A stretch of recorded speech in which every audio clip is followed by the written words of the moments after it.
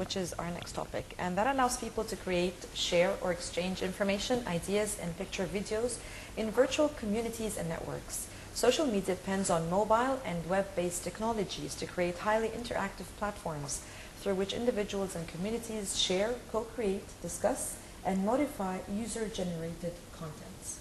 They introduce substantial changes to communication between businesses, organizations, communities, and individuals. Social media differs from traditional or industrial media in many ways. And the internet users continue to spend more time with social media sites than any other type of site. And we have joining us today two special guests who are going to be talking about this topic and more. We have Bishoy Atif, who is a system analyst, and Aya Abdel Nasser, an electronic marketing specialist. Welcome. Hello. And it's nice to have you.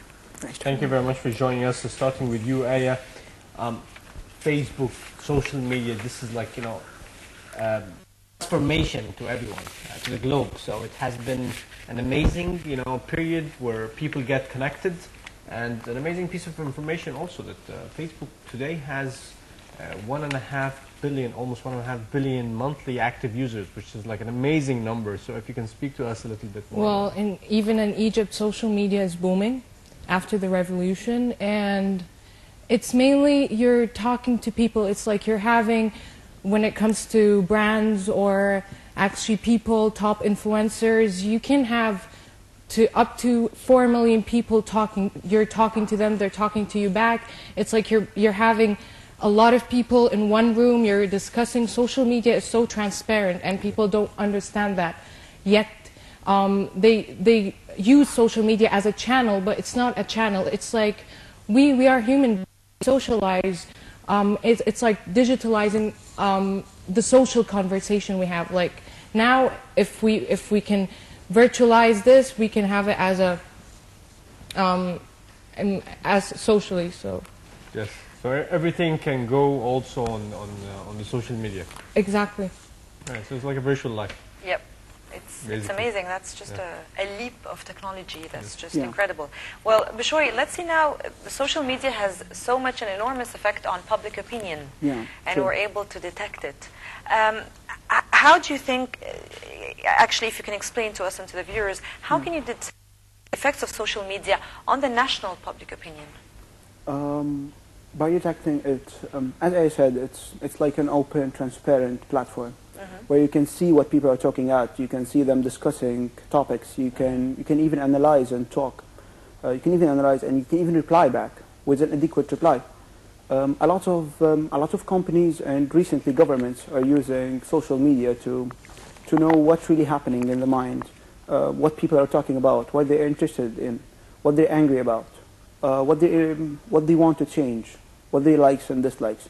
Because it's very transparent, you can analyze, you can watch what people are doing. So, for example, we can say... yeah, exactly. I was just going to tell you if you can give us like an example to be a bit more clear to the people. For example, let's speak in a commercial way, or do you prefer a government example? Well, I mean, whatever. Just an example. Commercially, you can listen to your customers, or as a government, you can listen to your citizens, stating what they're like, talking about it, saying their opinion publicly. Because face-to-face, humans tend to be a bit shy. But in social media, no. You say what you're thinking about, and you say it directly and clearly. Yep. So that's why you can listen what are people feeling exactly. You can have some tools to collect all this data, analyze it, and then you can even get a report. Well, let me stop at tools. Like, for example, what kind of tools are we talking about that you need? We're talking about like technological tools. That can be programmed, and also there are a lot that are available. Some are free, some are not. Which can tell you, for example, can collect all the comments and tell you 40% of the people are talking negatively about this. So these are like programs that you actually use that do it's that programs stuff. to get reports to the decision makers to help them, whether commercially or as a government. It can be very beneficial. Yeah, so this also goes to, when you mention government, it goes also to the privacy element, and how this data is analyzed, how the pictures are looked at. So from your personal experience, how do you think privacy is handled today on the social media? You mean like how people people share their lives. Yeah, on yeah. For social- example, you post your profile picture and everybody knows about it, so I get to know even if I don't know you. The amount of information that is shared with all transparency and openness, without any controls. Exactly, this is a plus when it comes to understanding. Like, I'm going to talk in a commercial way. Like, if you want to understand your customers, this is, you have open information, an open source of information. You can know what their interests, what they like, the places they would like to go. So it's mainly understanding the people, or if you're an organization and you're coming up with a marketing campaign, you can understand your customers, you can talk to them. So this, for us, this is a plus. Yeah, but then on the other hand, as a disadvantage, there is basically no privacy anymore. I think it's by, like, people share, like, no one pushes them, okay, you have to share your picture, you have to share where you're located, if you're traveling or not. People love sharing their experience. Yeah, and it's voluntary, this I is, guess. yeah, this is, They just no, people like to share everything they do, even on Instagram. Like, we have that in Egypt. Fashion bloggers, people are waiting. Where are they going? What are they're gonna wear today? What are they gonna eat? So people love sharing. Yeah. Let me ask you, Bishoy, about the sharing aspect in Egypt. Yeah. Is it moving really faster than the globe, or is it just the Can same you define pace? about the sharing? 'Cause, Can you define sharing? Yeah. Let me clarify myself. Yeah. So, when Twitter appeared, Yeah. people in the United States used to Twitter everything that they're doing. So they start eating, Yeah. they Twitter, they tweet that they are eating at that stage. And Egypt came back, but really fast in terms of Facebook and the amount of shared information, whether it was personal or information that I passed to you that you don't validate and then you share. Do you think the pace in Egypt in terms of sharing this information is higher or is within the averages of the world? Actually, I was talking to this about with one of the professionals. We're just in a conference. Sorry, in a conference in Prague. It's the biggest social media conference. And I was talking with professionals, like some of the regional managers of Facebook, about this. They actually envy us. They tell us you have the easier job because in Arab world generally, for example, Saudi Arabia have the highest rate of sharing around the world. Oh, wow. We share a lot. We love to share. We're very social. You'll find tourists coming to Egypt and they're like, Egyptians are really social. Yeah, we're social, even offline and online. So it's it's interesting to know that the Egyptians It's a reflection. It's a reflection to the Egyptian character, I suppose. Yeah, actually, all the Middle East. All the Middle East is social, so that's why, our shareability is much higher. When people see posts, they usually interact. Our rates are much higher. I can even define some technical rates, which will be like a bit boring. Oh, well. If you make it simple, that would be great. If we know For also. example, it's only like about usually 5% click on the posts. In Egypt, that's considered really fair, but outside Egypt, that's huge. That's amazing. In Egypt, some posts like reach 20%, which is awesome. Like 2 out of 10 persons react with posts, which is amazing. Click, not share. Click or share or comment or just view the post. So the 5% is any sort of engagement with the post. Yeah, Yes. yeah. Which will be considered amazing outside. In Egypt, it's normal. Well- Yeah, that's but it's amazing.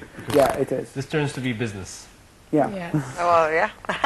Well, Aya, let me, since you just mentioned now tourism, how is social media working to promote tourism in Egypt?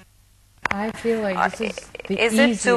it doing the job it's meant to be, or we could do better in promoting tourism We can do better. through social 'Cause media? The problem is, I have a Brazilian friend, and she told me her friends were kind of, they felt like that maybe they're going to have a culture shock if they come here, or stuff will be different. And when she came here, everything was different. She told me I could walk in the streets, people were very friendly. I love the food. I love everything. So in the Egypt. discrepancy was because of what? Lack of social media or because of social Because media? people don't know. Maybe they heard it through another friend, or it was just one bad word of mouth. Yeah, well then how can we have switch that social media would help in not having that kind of a view Okay, before we can tourists think come? of, like, we can have who came to Egypt, shared their experiences either on blogs, either on videos. Is that actually working, or we need to work more in this regard? Of course, we can work. We have to do that. We have to work. A bit more We can like have a campaign actually, and people love sharing. I met a lot of people who visited Egypt, and actually abroad in the conference. And they love it. They're just like, we want to go to Dahab, we want to visit Cairo. They share their experiences on social media? They do. They share pictures. They share the food. Actually, they share, like, they take pictures with random people in coffee shops because they build a relationship with them. Yeah. So we need to tell people to share more. Share. If you love the country here, just share it. Just share it. Yeah. You want to add something? Yeah, I would like to add something because, for example, this Brazilian friend, she's actually working with us in the company. If the media told her that, for example, Egypt is safe, this will never be believable. But when a friend tells you Egypt is safe, now that's a different story. Yeah, when he actually goes there and shares the experience. Exactly. So what did she do exactly? We were sitting like watching a match, I guess, and she took a video of herself and to the place we're sitting at. It was a very oriental place, and she sent it to her friends. Guys, I'm safe in Egypt. And we suddenly got like 5 people want to come now. So it makes it more credible, I suppose. Trustable. Definitely. Actually, I don't agree. It's an offense to us. So we're media, so we're trusted. Well, okay, we complete you guys. That's definitely. That's true. So you had a question. No, you go ahead. All right. I want to go back to the advices to people because like I mentioned, there's a lot of aspects in terms of commercial enterprises can benefit a lot. The people or the users on social media, whether was it Instagram, Facebook, whatever, I think there is openness or extra openness today, and it's rising year after year for the users. We need your advices towards the users. How should they deal with the social media, and how often? I know from your perspective, the idea would be the more the users are using the social media, you guys are going to be happy. But we want the fair advice from experts in this field. You mean like they don't share their private what information? What do they share? How much of time do they give to Facebook? Am I asking this question to the right people? Yeah, we are. Yeah. You can. Okay. The point is, in social media especially, it's free. You can do whatever you want. You can share. You cannot share. It's your. But the point is, don't waste a lot of time on it because actually it's proven. There's a lot of statistics from Facebook itself saying that the Middle East spend most time, more than any place in the world, on social media. So yeah, we should use social media, but we should use it wisely because we should not spend a lot of time on it. That's the obvious thing. Yeah. About privacy, Facebook is currently trying to improve a lot of its privacy settings, trying to make They're people... modifying them, making them a bit more... a bit more private, targeted, which is good. So yeah, but it needs a lot of work. So let's hope it gets more private. Well, Aya, we're actually showing on air now the video for your conference that you attended in Prague.